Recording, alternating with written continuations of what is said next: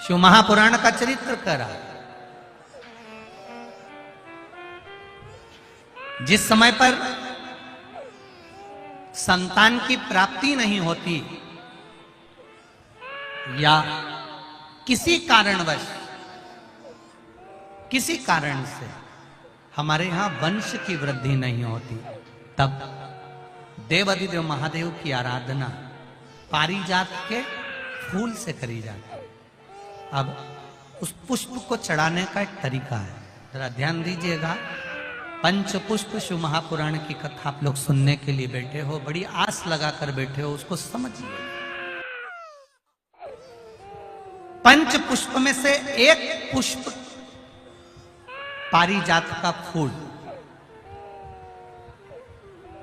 जिसको हार श्रृंगार का फूल भी कहते हैं, जिसको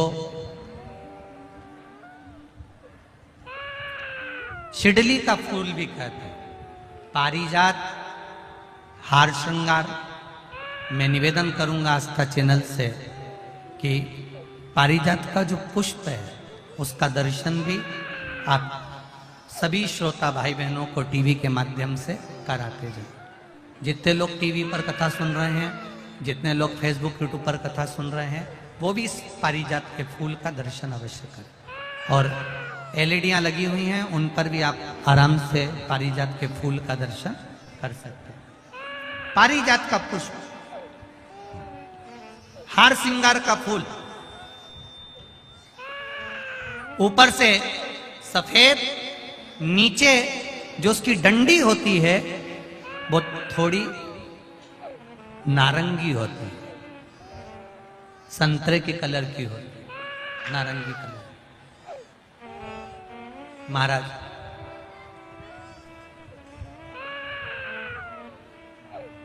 रात्रि में खिलने वाला ये फूल, रात्रि में जो फूल खिलता है ये पारिजात का, और हार श्रृंगार का जो ये पुष्प है, जिसको हार श्रृंगार भी कहते हैं, पारिजात भी कहते हैं, और कहीं कहीं इसको शिडली का पुष्प भी कहते हैं।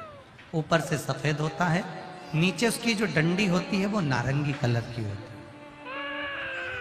शिव कथा कर रही है, शिव महापुराण का चरित्र कर रहा है। जिस समय पर संतान की प्राप्ति नहीं होती या किसी कारणवश किसी कारण से हमारे यहां वंश की वृद्धि नहीं होती, तब देवाधिदेव महादेव की आराधना पारिजात के फूल से करी जाती है। अब उस पुष्प को चढ़ाने का एक तरीका है, जरा ध्यान दीजिएगा। पंच पुष्प शिव महापुराण की कथा आप लोग सुनने के लिए बैठे हो, बड़ी आस लगाकर बैठे हो, उसको समझिए। पारिजात का जो फूल शिव जी को चढ़ता है, भगवान देवाधिदेव महादेव को चढ़ता है, जैसे ये शिवलिंग है, मान लो ये शंकर भगवान का शिवलिंग है, ये जलाधारी है, ये जल नीचे गिरने का स्थान। आप लोगों ने पहले कथा सुनी है ना सबने, आपको सबको मालूम होगा। राइट में गणेश जी का स्थान, लेफ्ट में कार्तिकेय का स्थान, बीच में अशोक सुंदरी की जगह। जहां पर यह शिवलिंग रखा है वो माता पार्वती जी का हस्त कमल, शिवलिंग के रूप में, शंकर भगवान के रूप में यह शिवलिंग है। ऊपर से जो एक एक बूंद जलाधारी नीचे गिरती है वो शंकर भगवान की 5 लड़कियां, जया, विषहरा, शामली बारी, दौतली और देव, ये शंकर जी की 5 बेटियां हैं। वंश वृद्धि के लिए, कार्य सिद्धि के लिए, वैभव प्राप्ति के लिए, या अपने हृदय की सुख समृद्धि के लिए, संतान प्राप्ति के लिए पारिजात हार श्रृंगार के फूल की शिव जी को आराधना होती है। हार श्रृंगार का जो पुष्प होता है, अशोक सुंदरी वाली जगह पर हम पारिजात के पुष्प को समर्पित करते हैं। उसकी डंडी का जो मुख है वो शिवलिंग की ओर होता है, जब हम अपना सुख सुंदरी पर चढ़ाते हैं, और फूल का मुख इधर होता है। वापिस उसी पारिजात के पुष्प को उठाकर हम माता पार्वती जी के हस्त कमल पर, जो गोल हस्त कमल है, वहां समर्पित करते हैं। उस जगह पर माता पार्वती जी की ओर से जो पुष्प समर्पित किया जाता है, उसकी डंडी पारिजात की हमारी ओर होती है, पुष्प का मुख महादेव की ओर होता है। तीसरी जगह जब हम पारिजात के पुष्प को अशोक सुंदरी पे से उठाकर जगत जननी के हस्त कमल पर रखते हैं, हस्त कमल पे से उठाकर देवादिदेव महादेव के शिवलिंग पर रखते हैं, उस समय पर पारिजात के पुष्प की डंडी शिवलिंग के ऊपर होती है और फूल का मुख अपनी ओर होता है। इस जगह पर पारिजात के पुष्प की डंडी के केसर से ही महादेव को त्रिपुंड लगाया जाता है और महादेव से प्रार्थना करी जाती है। अब पारिजात के फूल का केसर कैसे बनाना है वो भी एक बार आप लोग अच्छे से समझे। जैसे मान लो अभी पारिजात का तो फूल यहाँ पर नहीं है, पर आप टीवी पर दर्शन कर रहे होंगे। पारिजात पुष्प की जो पीछे की डंडी होती है, फूल सफेद और पीछे जो डंडी होती है नारंगी कलर की, केसरिया कलर की, उसको तोड़ लिया जाता है। तोड़कर ऐसी 25-50 फूल की पीछे की डंडी को तोड़कर उसको रख दिया जाता है। उसको धूप में नहीं सुखाते, केवल घर में उसको एक कटोरी में या थाली में रख दो, वो धीरे धीरे सूख जाएगा। सूखने के बाद उसको पीस लो, पीसकर उसका चंदन तैयार हो जाएगा पारिजात फूल की उस डंडी का। और जिस समय वंश के लिए, सिद्धि के लिए, कार्य सिद्धि के लिए या वैभव प्राप्ति के लिए हम पारिजात का पुष्प देवादिदेव महादेव को समर्पित करते हैं, उस समय इसी को पानी में घोलकर देवादिदेव महादेव को जब आप लगाएंगे तो जैसे केसर घुलती है, केसर का जैसे कलर होता है, केसर जैसी सुगंध करती है, वैसे की वैसे ही ये पारिजात की जो डंडी आप लोगों ने सुखाई है, वही डंडी का जो चंदन बनाया है, शिव जी को लेपन करा है, उस समय पर अपने हृदय की बात आपने जो देवादिदेव महादेव को कही है, बस वही सुगंध हमारे जीवन में आना प्रारंभ हो जाती है। वो पारिजात हार श्रृंगार। अब जरा ध्यान दीजिएगा, हार श्रृंगार के पुष्प, पारिजात का जो पुष्प है, सोमवार की अष्टमी पड़ने पर यदि हम देवादिदेव महादेव की पारिजात के फूल से आराधना करते हैं, स्मरण करते हैं, तो उसका फल भी हमें अधिक प्राप्त होता है। पारिजात का पुष्प, हम तो यहां तक कहेंगे अगर आपके यहाँ हार श्रृंगार का पेड़ लगा हो, पारिजात का पुष्प यदि आपके यहाँ होता हो, रात को खिलता है, सवेरे मिलता है, ऐसा पारिजात का अगर वृक्ष आपके यहाँ लगा हो तो प्रयास करना। 12 महीने शिवरात्रि आती है, बोलो आती कि नहीं आती? आती है ना 12 महीने। 12 महीने शिवरात्रि आती है।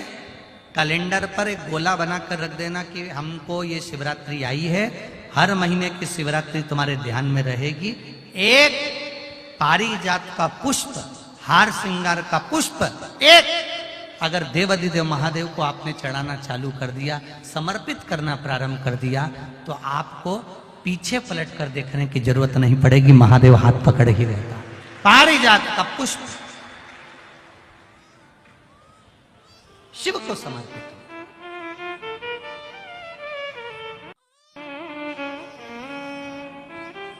सफेद कलर का पुष्प है, आप टीवी पर दर्शन कर रहे होंगे। केसरिया कलर की, नारंगी कलर की उसकी डंडी है, भगवान शिव को समर्पित पारिजात। जब हम देवादिदेव महादेव को जल समर्पित करते हैं, भगवान शंकर को जब हम जल चढ़ाते हैं, उस समय पर भी भगवान को, अगर तुम्हारे पास में थोड़ा सा पारिजात की जो डंडी है सुखाई है, आपने पारिजात फूल के नीचे की जो डंडी है उसको तुमने सुखाकर अगर चंदन बनाया है, तो वो चंदन आप प्रतिदिन भी देवादिदेव महादेव को समर्पित कर सकते हो। पारिजात पुष्प। एक बात और हमारे स्मरण में रहे,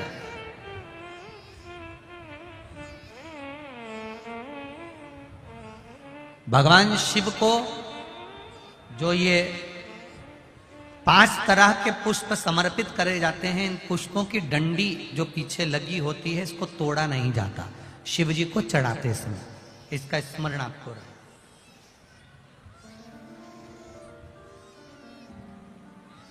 तीन शिवालय ऐसे हैं जहां पर पारिजात के पुष्प को समर्पित कर देने से, भगवान शंकर को अगर पारिजात का पुष्प समर्पित किया जाता है तो मनवांचित फल की प्राप्ति होती है। पहला, मां नर्मदा से निकला हुआ कंकर नर्मदेश्वर महादेव। अगर कहीं नर्मदा जी के कंकर से शिवलिंग बना हुआ है तो मां नर्मदा के शिवलिंग पर पारिजात का पुष्प समर्पित होता है। दूसरा, जो शिवालय एकांत में हो, एकांतेश्वर महादेव जो एकांत में बैठे हो, भले ओटले पर बैठे हो, अकेले बैठे हो, एकांत में बैठे हो, वो एकांतेश्वर महादेव पर भी पारिजात का पुष्प समर्पित कर देने से, अगर कोई अदालत का कोर्ट केस होता है तो बाबा देवादिदेव महादेव का मात्र पारिजात पुष्प का स्मरण या उसको समर्पित कर देने से भी फल की प्राप्ति होती है। तीसरा, ऐसा शिवालय जो नदी के तट पर हो, सरोवर के तट पर हो, कुंड के तट पर हो, बावड़ी के तट पर हो, कुएं के तट पर हो। आप सब लोग तो ग्रामीण क्षेत्र के निवासी हैं और जितने लोग भी कथा सुन रहे हैं आस्था चैनल पर, फेसबुक, यूट्यूब पर, सबके स्मरण में होगा, पहले हमारे जो पूर्वज होते थे वो कुआं बावड़ी के पास में शंकर जी का शिवलिंग रख देते थे। ध्यान में होगा, जिसको स्मरण में होगा उसको मालूम होगा। शिवलिंग लाते थे और जहां कुआं होता था, बावड़ी होता था, तालाब होता था, नदी होती थी, उसके तट पर, उसके पास में शिवलिंग रख देते। कारण क्या है? किसी जलाशय, कुआं, बावड़ी, तालाब, नदी, सरोवर, इसके पास में जो शिवलिंग होता है उस शिवलिंग को बहुत सिद्ध करने की जरूरत नहीं होती। स्वयं गंगा मैया उस कुंड बावड़ी के रूप में रहकर शिवलिंग को सिद्ध कर देती है और वहां स्वयं विराजमान हो जाती है। महाराज